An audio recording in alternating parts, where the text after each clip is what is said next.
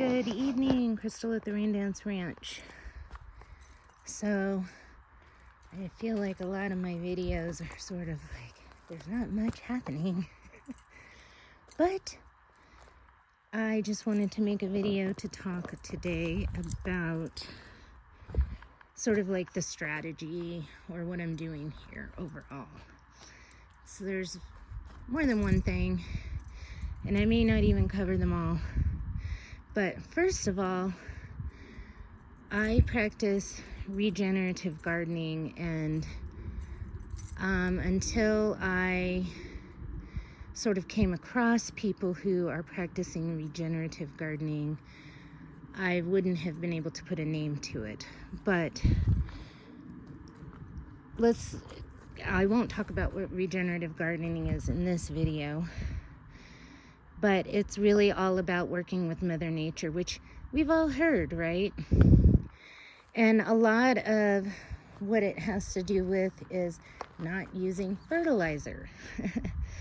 So one of the things that I like about it is that if you are one of those people that has stockpiled seeds and you're used to growing on the grid, and you're in a situation where all of those conveniences are no longer available, are you still going to be able to get it done, right? Are you still going to be able to get stuff growing? And you need to kind of understand the sort of now defined concept of regenerative gardening. And I'm not sure how long it's been around, but the situation is such that I don't have the ability to bring a lot of materials in, such as soil, extra soil that you buy in the bags at Home Depot. I mean, I do buy some, see, but I get a lot of these mushroom compost bags for like they're like $3 each, essentially. So, and it's been that price since before all the prices went up. It's still the same price. So I always buy that because sometimes you do need materials, and I have it available to me. But a lot of it has to do with money, time and money, and where do you want to spend it? We can't. I could probably find a way to buy more soil and bring it in, and that would probably help jumpstart my garden. But what I really wanted to do was see if I could get the garden going with just thin layers of compost, utilizing my wood chips and bark that I have in a relative abundance on the property already. And I also have a big pile of wood chips down in Phoenix that I'm going to be retrieving, and I did bring some wood chips with me, but not much, that got incorporated into all of this. But I don't necessarily want to top my actual growing space with the wood chips. Now, I think utilizing wood chips over an area that you're not ready to garden is a good idea. Using wood chips in your path or to make paths is a good idea. But the wood chips are also good for helping to develop the soil underneath. And they're usually, free, cheap, and easy for a lot of people. Now, not everybody has wood chips. So the next thing is to do chop and drop. And my idea was to see what it would take to grow all of my own plants from mostly seed, and then utilize those plants as chop and drop when they are done with their harvest. Or in this case over here, in this area, I did a cover crop of cowpeas and radishes, and they were not mixed up. I did cowpeas here, radishes there, And then I did cowpeas and a little bit of radish up in the front. But if I had it to do over again, and next time I plant for cover cropping, I'm going to mix in the cowpeas and the radishes. And look, I just pulled out some radishes. The one thing I like about the radishes is you can eat them. And I usually eat 1 or 2 a day. So it was nice. And I planted these radishes where these orange cloches are. And I planted them late in the season, and they still made great radishes and made a great cover crop in the middle of summer. So I don't know where all this stuff is about you can't grow radishes in the summer. Yeah, I have been able to grow radishes in the summer, no problem. So I'm going to always be planting radishes because I think they make really good cover crop. And if you don't have the daikon radish, just use whatever radish you can pick up at like the dollar store. They're always available at the dollar store. And I've still got like 5 packets of them. So before I invest in some daikons, I'm going to continue utilizing those radishes. So I'm a little disappointed in the chop and drop. And I kind of saw this coming. I'm not a newbie. But it's not really covering a lot. And I did have to utilize the grasses. See those grasses there with the tall yellow, they're sort of like wheat. What would you call those things? Wheat stalks, I guess. There was some in the walkway there, and I chopped those down, and with the greens and everything, and I also incorporated them down as chop and drop. And this is all the tops from the cowpeas and the radishes, and I've been intermittently cutting back this Austrian pea section and throwing that in, and I had cover crop over here, and I've got some over there and a little over here. So I mean, obviously I didn't plant any of the plants for usage of greens for chopping and dropping, and so I'm not surprised that I'm not really getting a lot of coverage from the plants that I have chopped and dropped. And really, in the scheme of things, it wasn't a lot anyways. But this tells me that if you are a person who wants to garden and you have to start from scratch and you don't have a Home Depot and all these other resources, you don't have any wood chips, bags of mulch, whatever, you've got to be able to harvest this stuff from your land. So one of the things that I'm planning on trying is, I believe it's called Tithonia, and it's also called Mexican sunflower. I do have a comfrey plant that I purchased. I did not plant it from seed. I happened to purchase it at like a local plant sale. And I'm like, I better get that. But it's not very far along, so I'm not getting a lot of green. But that's also another great sort of chop and drop plant that I guess it kind of proliferates. I've never had one. I've only heard about them. And then another good thing to grow just for chop and drop purposes is something like canna. They just proliferate with a lot of broad leaves, and they just I got the idea for that from David the Good, and I'm like, oh my gosh, what a great plant to use for chop and drop, because it's beautiful, you know, and it just creates so much leafy material that you can then create like a leafy mulch. And I have come to believe that leafy mulch is the best mulch you can get. So anyway, so I did mulch this with this mushroom compost. Just FYI, so that's my mulch. Like, I did not, after I prepared all of these beds, or right before I planted seeds, I came in with a light layer, probably not a whole inch, but you know, a good layer that really covered the ground underneath of that stuff, just to help protect it as much as I could. And sure, you could look at this garden and go, like, you're from Wisconsin, and you're like, what the heck kind of crappy garden is this? It's the end of July.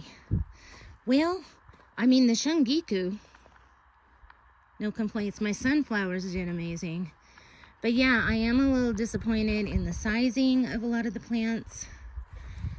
But at the same time, this is essentially a new garden, and it takes a while to get that life built up. And that was actually my main approach when I started. Was not, I knew I was going to be doing chop and drop, and I knew I needed to acquire plants that were going to help give me more green matter, leafy. I want leafy stuff to put in here. Now, I do have a bunch of trees that in the fall, they will all lose their leaves, and they will all, the leaves will all end up in my garden.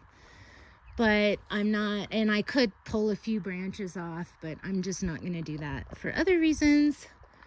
I'm kind of just, I've been deciding on what I want to do with them, and in the meantime, I'm letting the lower branches grow in hopes of helping to thicken the stumps, or that's the stumps, the main,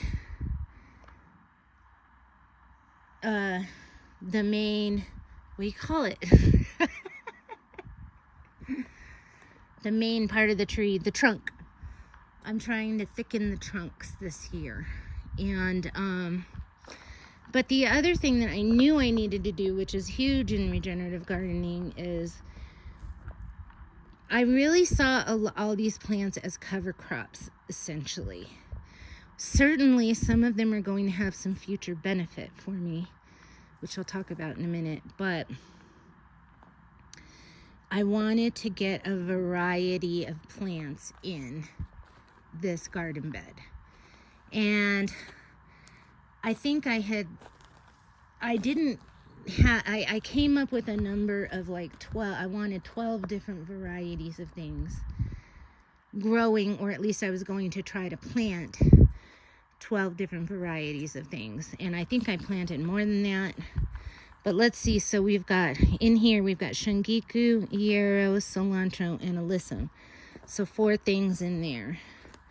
Then I've got some kale up here, and a little kale that ended up popping up down there, and more alyssum, and a daylily. So what was that? 4, 5 with the kale, 6 with the daylily. Then I've got sunflowers coming up here, so we got 7. I've got beets right in here, and I had radishes there, so that's 9. I got these miner's lettuce down here that I only got a few that popped up, but we will count that as 10. I've got poppies, 11. And then I had the Austrian peas growing here under this tree and up into the tree. Did I call them Austrian peas? Austrian winter peas? That's what they are. I didn't.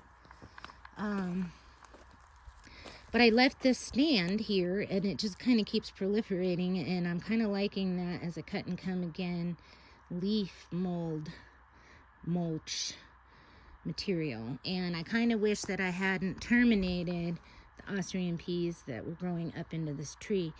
But my plan was to try to grow something else there that would grow out all the way up into the tree. And I may still try to do that. So I had terminated it.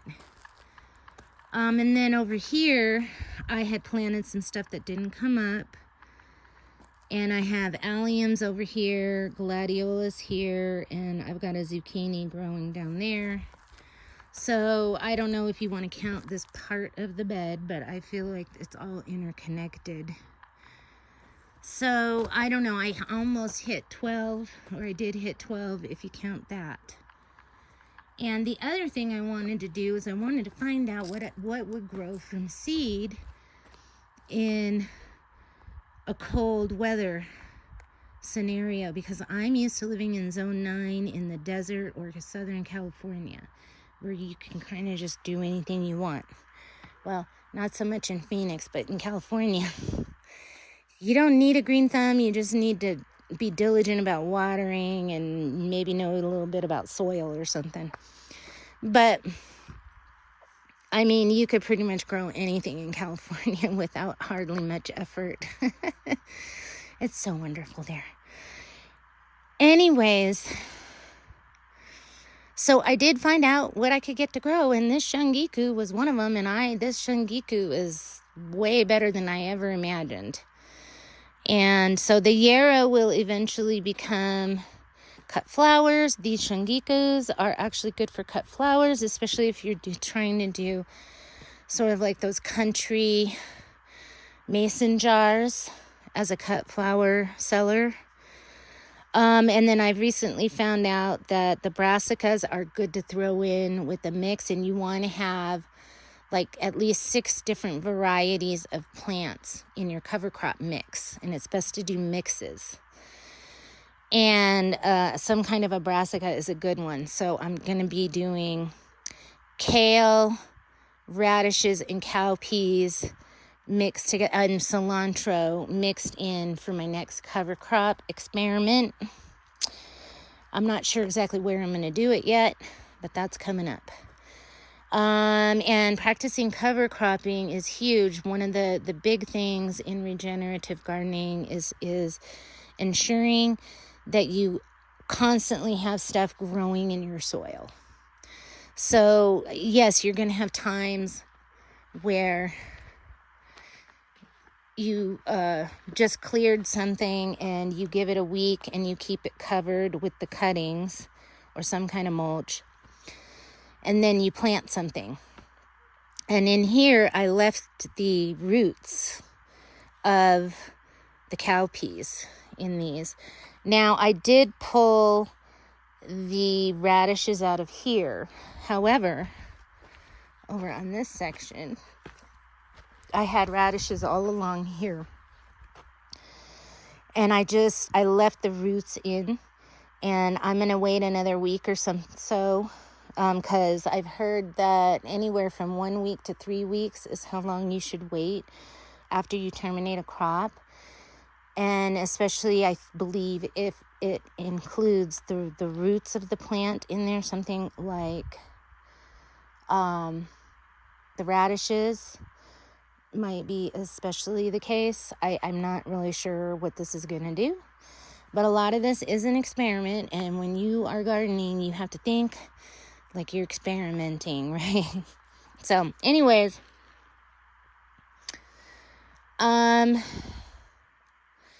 so I tried to grow this as much as possible. Like, I'm stuck on my property. I can't go anywhere.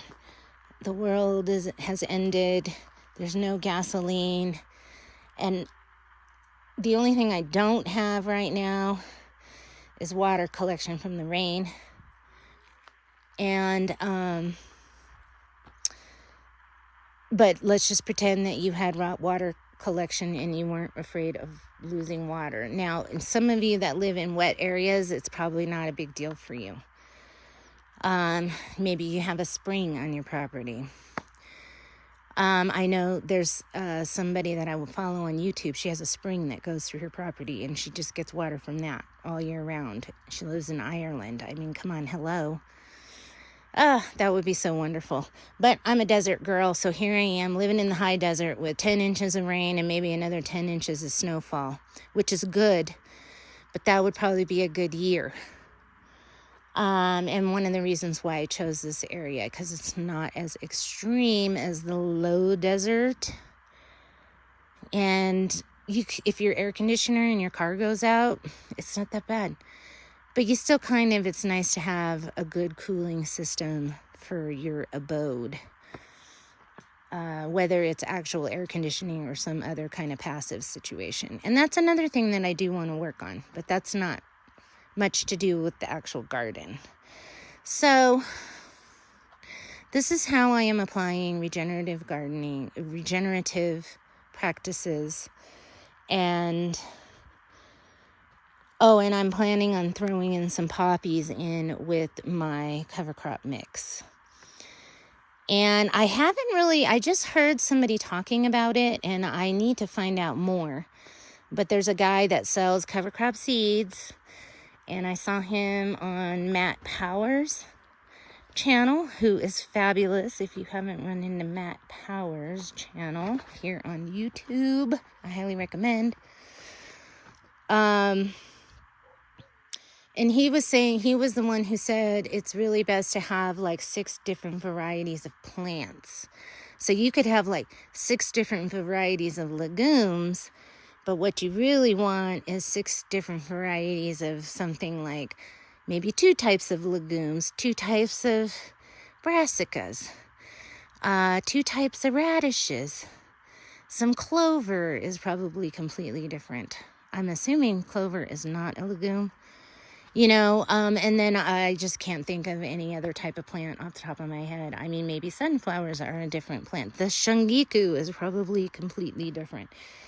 Shungiku could make a really good cover crop.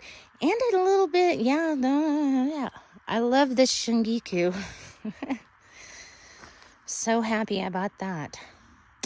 And I bought these seeds from M.I. Gardener back when I was really just getting started with seeds. Because prior to 2020, I had always been a nursery plant gardener. And I'd planted alyssum. I tried a few things, but I never really got serious about it.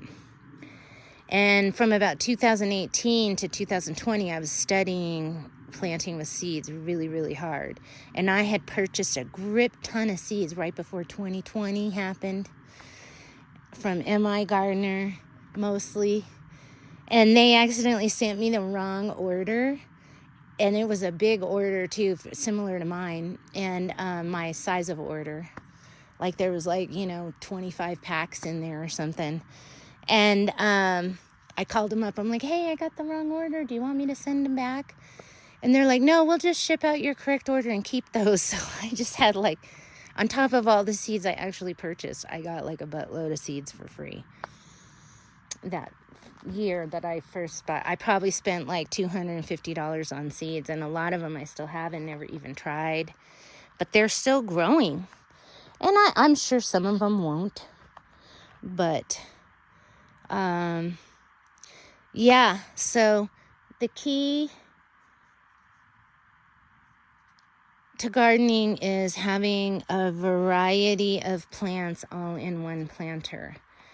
And, you want to focus on creating the soil life, maintaining soil life. You're not just watering the soil to get your plants to grow. You're watering the soil to improve the life in the soil. Because it's the life in the soil that helps your plants get the nutrients and all of the things it needs. And then, the other thing I did that I should have done and I knew about was inoculated my seeds. So when I came out here to plant, all I did was fork and top off with a little bit of compost. Mostly mushroom compost, a little bit of my compost, just in this section that wasn't even finished, that I had made here on site. And I'm like, let's just throw it in, see what happens. And yeah, I had amazing sunflowers. I don't know if it had anything to do with my particular compost, but I wanted to see what everything would do on its own in this garden bed. So I forked it, topped it with mushroom compost, planted seeds, and a bunch of stuff came up. And without any extra help, no fertilizers, no inoculation. However, I just planted some sunflower seeds all throughout here. This section and this section and a little over there. And I inoculated everything with mycorrhizae. And I've used that before with great success. And I also have used a product that I want to get again called Recharge. And the main reason I want to get that is because I really want my sunflowers to bloom before October 15th. I'm just praying that they make it. The window is closing in. We could talk more about, it's sort of like, I don't know what's in Recharge, but I think it's a little more than just like, it's like a probiotic for your soil. And it's not something you want to depend on. I need to learn more about that specific product. But I think in some cases, in an emergency situation, to get your garden going, or that, that kind of thing, or if you are a commercial grower, something like that, using mycorrhizae and possibly this Recharge probiotic for your soil product is probably the best way to go. Now, again, the key is to maintaining healthy soil. And I also want to mention that in a few areas I did add a little bit of charcoal, and it wasn't charged, so I didn't use a lot. But it will charge. It's probably out. Whatever's in the soil is probably charged up now. And so that's one of my strategies, is just to add a teeny tiny bit of charcoal pieces throughout the garden probably every spring after, I've made it in my, I hear a cat, made it in my, we are losing sun. Look at how pretty. And I want to use more charcoal. In fact, I will talk about these two beds here, because I have buried in there compost with charcoal that was not charged when I put it in, and I'm about to plant in here, if you can even see it. But oh my gosh, look at these beautiful flowers. This is why I want a moon garden. They look so good as the sun's going down. I mean, and so do these yellows, but they do not stand out as much as those white ones do, that's for sure. Anyways, okay, well, thanks for watching. Hopefully, I think that if you're a newbie gardener, I think you should just start with the regenerative mode of things. You should definitely start learning from what the regenerative gardeners say. And the other thing is it's easy. And it's less expensive.